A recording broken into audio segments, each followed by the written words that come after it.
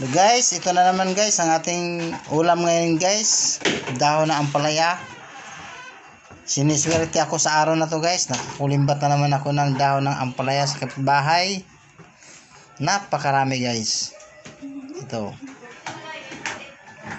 Siniswerte na naman tayo. Ito guys, ang luto ko dito ay ginisang dahon ng ampalaya. Sahugan ko lang to guys ng saba. Ayos na.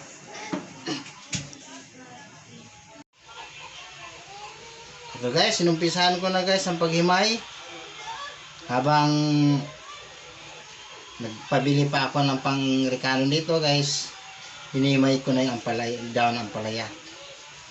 Nagpabili ako ng saba guys kasi naubusan kami ng stock ngayon na saba guys. Ayun, napakasarap nito guys. Oh, ganito ang paghimay lang yan guys. Oh. Tapos yung bunga, ibukod mo. Kasi yung bunga guys, iiyawin ko lang yan guys. Napakasarap. So, sawagan ko ng bagoong guys kasi may bagoong naman ako. Tapos itong itong dahon, ito napakasarap. Lagyan ko ng maraming sabaw at parang gabundok na kanin na naman na maubos natin. Wala guys, yung gasan ko na guys. Tapos ko na himayin yung dahon ng ampalaya. Napakasarap nito guys. Tapos ko na hinimay guys. Nagigisa na tayo ng bawang at sibuyas. Ayan. Nagigisa na tayong nagigisa guys. Naglalagay ako ng luya guys para kasi yung sabang ilalagay ko para hindi malangsa. Kasi pag may isda, pag walang luya, malangsa kasi. Okay guys ha. Ayan guys, ginisa ko na yung ano guys. Yung pati bunga para mas masarap.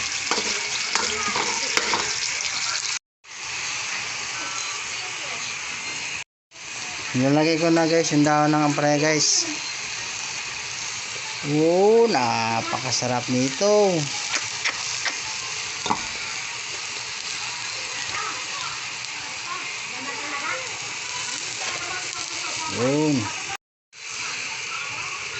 Yun, napakasarap. Kumukulo.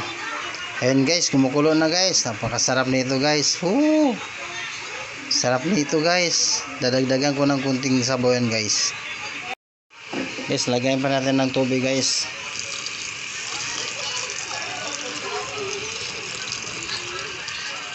Sarap. Wow, sarap. Maluluto na. Hahanguin na natin yan. Napakasarap na yan. Okay na yan. Wow, sarap. Wow. Wow, sarap na to.